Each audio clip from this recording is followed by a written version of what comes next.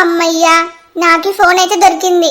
మళ్ళీ బావ రూమ్లోకి వచ్చేలోపే తొందరగా కిరణ్తో ఫోన్ మాట్లాడాలి. నా ఫోను ఇందాక ఈయన్నే కదా పెట్టింది. ఇంకేముంది, రూమ్లోకి వచ్చిన పల్లవి లేదు, నేను ఛార్జింగ్ పెట్టిన నా ఫోను లేదు. మళ్ళీ ఇంతకు ముందులాగా బాత్రూంలోకి పోయి ఫోన్ మాట్లాడుతుందేమో ఆ కిరణ్ గాన్తో. నాకు తెలిసి అంతే అయింటది. ఇప్పుడే కన్ఫర్మ్ చేసుకుంటా. పల్లవి, చా, ఈ కిరణ్కి ఏమైంది? అవసరానికి అసలు ఫోన్ ఆన్సర్ చేయడు. పల్లవి. చా, ఈ అభిది టైమింగ్. కరెక్ట్ సమయానికి కూడి పడతాడు. ఇంకేముంది, మళ్ళీ అడ్డంగా బుక్ అయిపోయినా. అభి ఛార్జింగ్ పెట్టిన ఫోన్ కనబడతలేదని ఖచ్చితంగా నేనే తీసుకెళ్తా అని అభికి మళ్ళీ డౌట్ వచ్చింటది. అందుకే డోర్ కొడుతున్నాడు. ఈ వేస్ట్ ఫెలో అన్నౌన్ నెంబర్ అని ఫోన్ ఆన్సర్ చేస్తలేడా? 2 నిమిషాలు నా కోసం కంగారు పడొద్దు, నేను బానే ఉన్నా అని చెప్పింటే సరిపోతుండే. నాకు మళ్ళీ ఫోన్ దొరికే ఛాన్స్ లేదు కదా. పల్లవి, నేను ఛార్జింగ్ పెట్టిన ఫోను కనబడతలేదు. నువ్వేమన్నా తీసుకున్నావా? నేను వస్తున్నా ఆగబి. ఫస్ట్ అయితే ఈ నెంబర్ బ్లాక్ చేసి ఆ తర్వాత డిలీట్ చేయాలి. మళ్ళీ ఫోన్ అభి చేతిలో ఉన్నప్పుడు కిరణ్ తిరిగి ఫోన్ చేస్తే కష్టం. నేను అనుకున్నట్టే ఈ పల్లవి నా ఫోన్ తీసుకొని బాత్రూంలోకి పోయింది. ఆ కిరణ్ గాంతో ఫోన్ మాట్లాడడానికి ఏ చిన్న ఛాన్స్ వచ్చినా వదులుకుంటలేదు. ఇట్లనే ఉంటే ఈ పల్లవికి కావిలు గాయడం కష్టమే.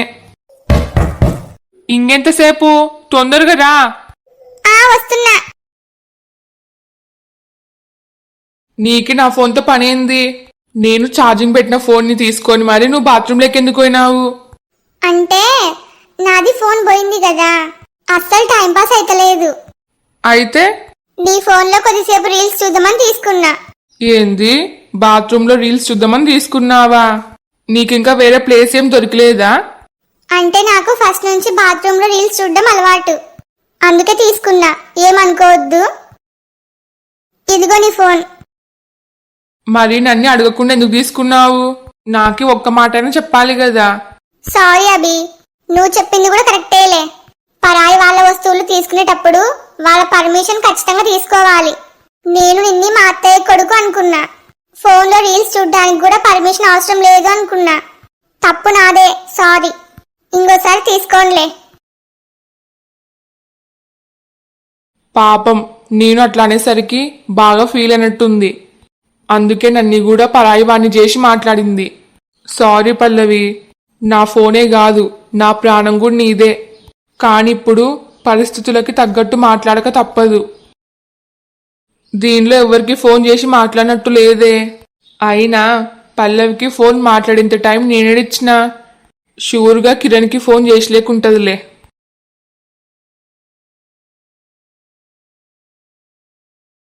ఇప్పుడేందే నీ బాధ? నీ మూతి మామూలుగా ఉంటేనే చూడబుద్ధి కాదు, అందులో డల్లుగా పెట్టుకుంటే మరీ చూడబుద్ధి కాదు. ఏంది మీరు, నా బాధ మీకు కామెడీగా ఉందా? మన కొడుకు కోడలు రేపు అమెరికాకు బయలుదేరిపోతున్నారు. మీకు చీమ కుట్టినట్టు లేదా? వాడు మళ్ళీ ఇండియాలో అడుగు పెట్టడానికి ఇంకెన్ని సంవత్సరాలు అవుతుందో. కనీసం నెల రోజులైనా ఉంటా అన్నందుకు నేను చాలా సంతోషపడినా. కానీ వచ్చిన 2 వారాలకి తిరిగిపోతున్నారు. ఉండేది మనకి ఒక్కగానొక్క కొడుకు. వాణ్ణి చిన్నప్పటి నుంచి అల్లారు ముద్దుగా పెంచుకున్నాం. వానికి ఏ చిన్న లోటుగులు లేకుండా చూసుకున్నాం. కానీ వాడు అమెరికాకు పోయిన తర్వాత మళ్ళీ నీ మేనకోడలు పల్లవికి సేవలు చేస్తా ఉండాలి. నాకిప్పుడు బాగా అర్థమైంది. దానికి ఇంటి పని వంట పని ఏం రాదు. మనం ఏడకోబడతామో అని అభి మనకి అన్ని అబద్ధాలు చెప్పినాడు. అలాంటి దాన్ని నా కొడుకు కంటగట్టినారు. ఆ పొగరుబోతు ముఖంది నా కొడుకుని మంచి చూసుకుంటదా? తిరిగి వానితోనే అన్ని సేవలని చేపించుకుంటది. వసై, వాళ్ళిద్దరికి పెళ్ళయి కూడా సంవత్సరం అవుతుంది. నువ్వు ఇప్పటికి కూడా నన్ను తిట్టుకోవడం మానవా? అయిపోయిందేమో అయిపోయింది. ఇప్పుడు నువ్వు నన్ను ఎంత తిట్టినా ఎంత కోబ్బన్నా లాభం ఏం లేదు కదా. నన్ను ప్రశాంతంగా ఉండనియ్యే, నీకు మొక్కుతా. నా చెల్లెలు ఇంట్లోనే ఉంది. నువ్వన్న ఈ మాటలన్నీ వింటే ఎంత బాధపడుతుంది పాపం. అంతేలే, మీకు నా బాధ కళ్ళకు కనబడదు. మీ చెల్లెల పైన మాత్రం ఈగ వాళ్ళ తట్టుకోలేరు. ఈ ఓవరాక్షన్కి ఏమి తక్కువ లేదు. అన్నయ్య, కాఫీ ఏమన్నా కావాలా? నీకెందుకమ్మా ఇవన్నీ? నిన్నటి నుంచి ఇంట్లో పనులన్నీ నువ్వే చేస్తున్నావు. దాంట్లో ఏముందన్నయ్యా, ఇది కూడా నా ఇల్లే కదా, మన పని మనం చేసుకుంటే తప్పేముంది. ఎంత బాగా చెప్పినావు వదినా. కానీ ఇదే పద్ధతి నీ కూతురికి కూడా నేర్పించింటే ఎంత బాగుండో. నీకేమి మా అత్తయ్య మామయ్య మంచి పద్ధతి నేర్పి పంపించినారు, కానీ నువ్వు నీ కూతురికి మాత్రం పద్ధతి నేర్పించలేవు. ఒసేయ్, ఇప్పుడు అవన్నీ ఎందుకు? నోరు మూసుకొని ఉండలేవా? ఇంట్లో ఎవరిని ప్రశాంతంగానే ఉండనియ్యవు. పర్లేదన్నయ్యా, వదిన అన్నదాంట్లో తప్పేం లేదు కదా. అమ్మయ్యా, కనీసం నువ్వన్న ఒప్పుకున్నావులే నీ కూతురికి పద్ధతి లేదు పాడు లేదు అని. కనీసం చిన్న చిన్న పనులు చేయని కూడా చేత కాదు ఆ పల్లవికి. ఇంటి పని రాదు, వంట పని రాదు, కనీసం పెద్దవాళ్ళకి మర్యాద కూడా ఇయ్యదు. నాకే ఎదురుకెదురు మాట్లాడుతుంది. నువ్వు అసలు పల్లవిని ఎట్లా పెంచినావు? కన్న తల్లివయిండి పెద్దవాళ్ళతో ఎట్లా ప్రవర్తించాలో ఆ మాత్రం నేర్పించలేవా? సరే పోనీ, అది కూడా వదిలేద్దాం. తెలుగింటి ఆడపిల్ల అంటే ఎట్లుండాలి? కనీసం నుదుటిన బొట్టు, సాంప్రదాయంగా కనీసం పద్ధతైన బట్టలనే వేసుకోవాలి కదా. నీ కూతురు ఉంది, కానీ ఏం లాభం? బొట్టుండదు, ఏముండదు. ఎప్పుడు ఆ పీలికలు జీన్స్ వేసుకొని తిరుగుతుంది. ఒసేయ్, ఇప్పుడు అవన్నీ ఎందుకే? ఇప్పుడు కాకుంటే ఇంకెప్పుడు చెప్పాలి? ఈమె గారు కూడా తెలియాలి కదా ఆమె కూతురు ఏం పనులు వెలగబెడుతుందో అని. నన్ను క్షమించొదినా, నువ్వు చెప్పింది ముమ్మాటికి కరెక్టే. నీ ప్లేస్లో ఎవరున్నా అట్లే మాట్లాడతారు. కానీ ఏం చేస్తాం, మా అమ్మ మా నాన్న నాకు నేర్పించిన పద్ధతి నేను నా కూతురికి నేర్పించలేకపోయినా. వాళ్ళ నాన్న దాన్ని అతి గారాభం చేసి నెత్తికెక్కించుకున్నాడు.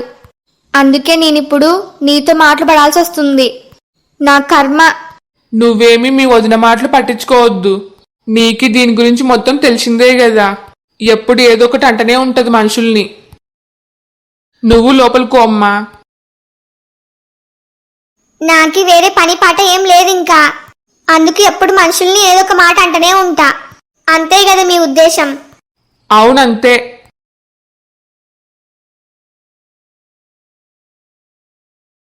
ఇంట్లో వాళ్ళందరూ కనీసం టిఫిన్ కూడా చేయకుండా పోయినారు. ఆ స్వప్న ఆడే డ్రామాకి అందరూ ఎంత టెన్షన్ పడుతున్నారో ఏమో. పనికి మాలినేది అసలు మనిషి పుట్టుక ఎట్లా పుట్టిందో ఏమో. అసలు ఆడ ఏం జరిగిందో అని నేను ఇంట్లో వాళ్ళందరికీ ఫోన్ చేసిన. ఒక్కరంటే ఒక్కరు కూడా నా ఫోన్ ఆన్సర్ చేస్తలేరు. వాళ్ళందరూ నన్ను అపార్థం చేసుకున్నారు. కానీ నాకు నమ్మకం ఉంది, ఆ స్వప్న బండారం బయట పెడితే నా తప్పేం లేదు అని తెలిస్తే మళ్ళీ అందరూ నాతో ఎప్పట్లాగే మంచిగా ఉంటారు. ఈ రోజు సాయంత్రం ఆ స్వప్న అయితే ఇంటికి వస్తుంది కదా, అప్పుడు అందరి ముందరనే దాన్ని అడ్డంగా ఇరికిస్తా. అమ్మ ఫోన్ చేస్తుంది. ఈడ జరిగింది మొత్తం చెప్పాలా వద్దా? హలో అమ్మా. అవని, బాగున్నావానే? బాగున్నమ్మా. మీరంతా ఎట్లున్నారు? మేము కూడా బానే ఉన్నామే. ఇంకేంది సంగతులు? నీకి 3 రోజులయ్యింది, అసలు ఫోనే చేస్తలేను. అవని. అమ్మా. ఏమైందే? ఎందుకేం మాట్లాడతలేవు? నీకో విషయం చెప్పాలమ్మా. చెప్పే. ఈరోజు ఇంట్లో ఒక చిన్న గొడవైందమ్మా. ఏంది గొడవనా? నీకి అల్లుడికే? కాదు, నాకి ఆ స్వప్నకి. అవునా? ఆ దొంగ ముఖం దానికి ఏం పోయే కాలం వచ్చింది? నీతో గొడవ పడకుండా ఒక్కరోజు కూడా ఉండలేదా? ముదిన స్టెప్ ముఖంది. నేను మీ నాన్న మొదటిసారి నీ పుట్టినరోజుకి ఇంటికి వస్తే మమ్మల్నే సిగ్గు లేకుండా వచ్చినారని నోటుకొచ్చినట్టు వాగింది. మమ్మల్నే కొంచెం కూడా లెక్క చేసలేదు. ఇంకా అలాంటిది నిన్ను మాత్రం లెక్క చేస్తుందా ఏంది? అయినా నువ్వు అదృష్టవంతురాలువే. ఆ స్వప్న నిన్ను ఏమన్నా అన్నా కూడా నీ మొగుడు, మీ అత్తయ్య, మీ మామయ్య అందరూ నీకే సపోర్ట్ చేస్తారు. కానీ ఈరోజు సపోర్ట్ చేసలేరమ్మా. నన్నే తిట్టినారు, నాదే తప్పు అన్నారు. ఏందే నువ్వు చెప్పేది? ఇంట్లో వాళ్ళందరూ నిన్ను తిట్టేంత పెద్ద గొడవ ఏం జరిగింది? అసలు ఏమైందంటే, నేను ఒక్కదాన్ని ఇంటెనకాల పెరట్లో కూసున్నా. ఆ స్వప్ననే నా దగ్గరకు వచ్చింది. ఆమెగారిది బంగారు నెక్లెస్ కనబడతలేదంట. నేనే తీసుకున్నా అని నన్ను దొంగం చేసి నోటుకొచ్చినట్టు మాట్లాడింది. నన్ని, మన కుటుంబాన్ని తక్కువ చేసి మాట్లాడింది. ఇంకా నేను నా కోపాన్ని కంట్రోల్ చేసుకోలేక ఆ స్వప్న పైన చేయి చేసుకున్నా. కానీ ఆ స్వప్న నేను కొట్టిన ఒక్క దెబ్బకి తనంతకు తానే కావాలని కింద పడింది. నాకి బాగా కడుపు నొస్తుందని డ్రామా చేసింది. గట్టి గట్టిగా అడుస్తూ ఇంట్లో వాళ్ళందరినీ పిలిచింది. నేనేదో తనని కావాలని కిందకు తోసినట్టు మాట్లాడింది. ఆ స్వప్న చెప్పిన మాటలు నమ్మి ఇంకా ఇంట్లో వాళ్ళందరూ గర్భవతి పైన చేయి చేసుకున్నావని నా పైన చాలా కోపడ్డారు. ఇంత జరిగిందే? అవునమ్మా, ఆ స్వప్న కడుపులో నొప్పి అంటుందని దాన్ని హాస్పిటల్కి తొలుకొని పోయినారు. ఇంట్లో ఎవరు లేరు. ఒసేయ్, ఇంత జరిగితే ఇప్పుడే చెప్పేది. అది కూడా నా అంతటి నేను ఫోన్ చేస్తేనే చెప్తున్నావు. ఆ స్వప్నని హాస్పిటల్కి తొలకపోయే వరకు వచ్చిందంటే మాకి ఒక్క మాటనే చెప్పాలి కదా. ఇప్పుడు దానికి ఏమన్నా అయితే? అసలు అది ప్రెగ్నెంట్ అయితేనే కదా దానికి ఏమన్నా గానీక. అది ఆడేది మొత్తం డ్రామాలే. అవని, ఆ అమ్మా, నువ్వేమీ టెన్షన్ పడాల్సిన అవసరం లేదు. ఆ స్వప్న సంగతి నేను చూసుకుంటా. ఏందే నువ్వు చూసుకునేది? ఆ స్వప్న ముందరనే మహాముదురు. అదిగాక ఇంట్లో వాళ్ళందరూ ఇప్పుడు తన వైపే ఉన్నారు. నువ్వు ఒక్కదానివి మాట్లాడలేవు. నేను మీ నాన్న కూడా వస్తాం. ఏడికి వచ్చేది? ఇదిగో నువ్వు ఇట్లా అంటావని తెలిసే నీకి ఫోన్ చేసి ఏం చెప్పలేను. అది కాదే, నాకి ఫస్ట్ నుంచి డౌటే ఆ స్వప్న పైన. మీ వదిన వాణి ఆ స్వప్న కలిసి ఏదో పెద్ద ప్లాన్ వేసినట్టున్నారు. అందుకే ఈ డ్రామా మొత్తం ఆడుతున్నారు అనిపిస్తుంది. కనీసం మేమన్నొస్తే నీకు సపోర్ట్ గా మాట్లాడతాం కదా. మీ సపోర్ట్ నాకేం అవసరం లేదమ్మా. నేను ఒక్కదాన్ని మేనేజ్ చేయగలను. నువ్వు ధైర్యంగా ఉండు.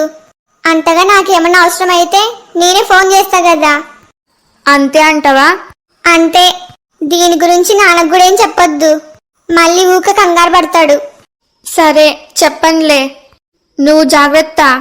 మళ్ళీ నీకు రాత్రికి ఒకసారి ఫోన్ చేస్తా. అంతా ఓకే అయితే సరే, లేకపోతే నేను మీ నాన్న ఖచ్చితంగా వస్తాం. అంతవరకు రానియన్లే, నేనుంటా. నేను ఆ స్వప్న గురించి చెప్పే నిజాన్ని ఇంట్లో వాళ్ళందరూ నమ్ముతారని అనుకుంటున్నా. మన వియంకులు మన పైన చాలా కోపంగా ఉన్నారండి. ఇంకోసారి స్వప్నని మన ఇంటికి పంపించమో అంటున్నారు. చా, వాళ్ళట్లా మాట్లాడుతుంటే నాకైతే మస్తు బాధ అనిపించింది. మనం ఎప్పుడు ఎవరితోని ఒక్క మాట కూడా పడలేము. అలాంటిది ఆమె అన్నన్ని మాటలు మాట్లాడుతున్నా గాని నేను తిరిగి ఏం సమాధానం చెప్పలేకపోయినా. వాళ్ళ బాధని మనం కూడా అర్థం చేసుకోవాలి కదా. ఎంతైనా వాళ్ళ ఇంటికి వారసుడు.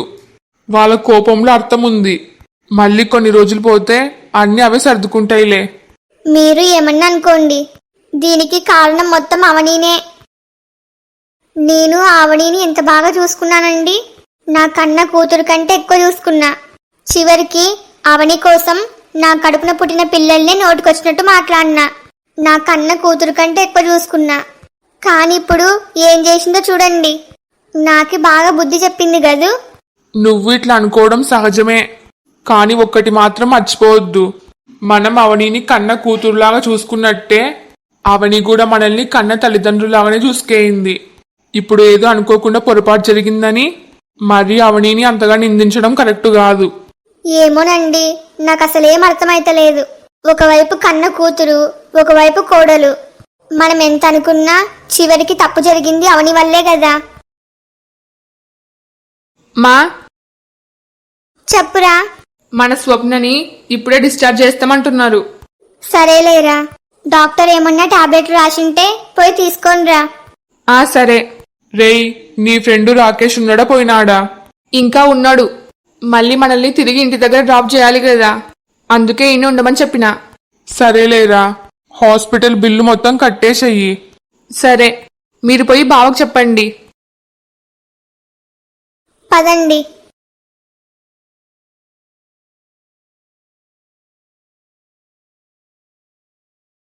బాబు, చెప్పండి అత్తయ్యా. స్వప్నని ఇప్పుడు డిశ్చార్జ్ చేస్తామన్నారు. అవునా? అవును బాబు, వాడు టాబ్లెట్స్ తానికపోయినాడు. ఇంకా స్వప్నని మనమే తొలుకొని పోదాం. బయట కారు కూడా రెడీగా ఉంది. సరే అత్తయ్యా, మీరు ఏమనుకోనంటే మీకు ఒకటి చెప్పాలత్తయ్యా. చెప్పు బాబు. బావా అవని మీద చాలా కోపంగా ఉన్నాడు. ఇంటికి పోయినాక ఎంత పెద్ద గొడవ చేస్తాడో ఏమో. అవని కూడా కావాలని ఏం చేసలేదు కదా. మనమందరం హాస్పిటల్కి వచ్చినాము. పాపం అవని ఇంటి దగ్గర ఒంటరిగా ఎంత టెన్షన్ పడుతుందో ఏమో. దయచేసి మీరు కూడా అవని ఏమనొద్దత్తయ్యా. ఇది నా రిక్వెస్ట్. మేము ఏమనకపోయినా మీ బావ మాత్రం ఊకుండడు. అప్పుడు ఇంట్లో మనం అందరం ఉంటాం కదా, బావ ఒక్కడిని కూల్ చేయొచ్చులే. సరే బాబు. స్వప్న, స్వప్న, చెప్పండి. నిన్ని డాక్టర్ డిశ్చార్జ్ చేశాడంట. బయట కార్ రెడీగా ఉంది, పద ఇంటికి పోదాం. సరే. మెల్లిగా రా అమ్మా.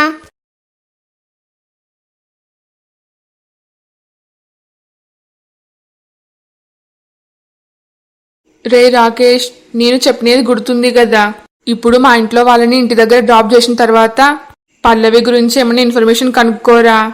అరే, నువ్వు నాకు చెప్పిందే ఈరోజు, ఇప్పటికే సాయంత్రం అయ్యింది. ఇంకా నేను పల్లవి వాళ్ళ ఊరికి ఎప్పుడు పోవాలి? ఇప్పుడు అంత అర్జెంట్ ఏమొచ్చింది? రేపు పోతలే. నిజంగంటే అర్జెంటేరా, ఎందుకంటే పల్లవి ఇంతకుముందు నాతో చెప్పింది, ఇంకో 3 daysలో మా బావనన్ని అమెరికా తోలుకొని పోతా అంటున్నాడని చెప్పింది. ఆల్రెడీ టికెట్లు కూడా బుక్ చేసినాడంట. ఈ రోజుతో 3 రోజులు అయిపోయినాయి. నాకు తెలిసి పల్లవిని రేపే బలవంతంగా అమెరికా తోలుకొని పోతున్నారేమో. అది నిజమే అయితే పల్లవి పీడబోతుంది, అందరూ హ్యాపీగా ఉంటారు. చూస్తున్నావు కదా, ఇంట్లో సిచ్యువేషన్ ఏం బాలేదు, అందుకు నీ హెల్ప్ అడుగుతున్నా. రే మామా, నువ్వు ఏమన్నా అనుకో, ఇప్పుడైతే వీలు కాదు. కావాలంటే రేపు మనిద్దరం కలిసిపోదాంలే. కానీ లేదేం లేదు, రేపు పొద్దున్నే పోదాం. అప్పటికే వాళ్ళు అమెరికాకేం పోరులే. వీడికేమి మస్తు చెప్తాడు, కానీ పల్లవి దూరం అయితే బాధపడేది నేను కదా. నేను డాక్టర్తో మాట్లాడుతున్నప్పుడు నాకు వేరే అన్నోన్ నెంబర్ నుంచి ఫోన్ వచ్చింది. నాకు తెలిసి పల్లవేనేమో. మళ్ళీ తిరిగి చేస్తుంటే బిజీ వస్తుంది. అప్పుడే ఫోన్ లిఫ్ట్ చేసినా బావుండు. అసలు ఏమైతుందో ఏం అర్థమైతలేదు.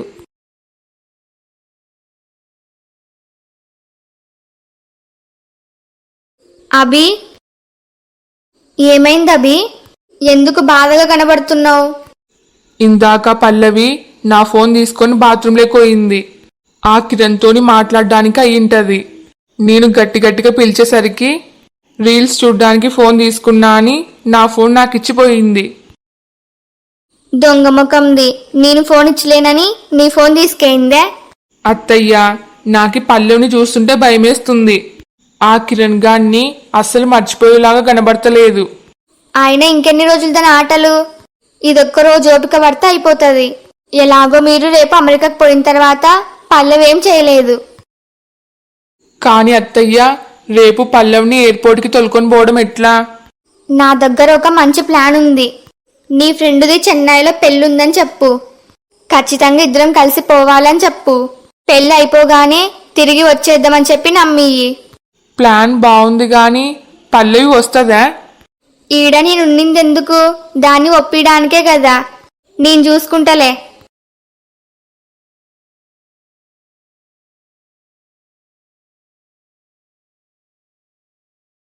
పొద్దుననగా పోయిన వాళ్ళు ఇంత టైం అవుతుంది, ఇంకా వస్తలేరేంది?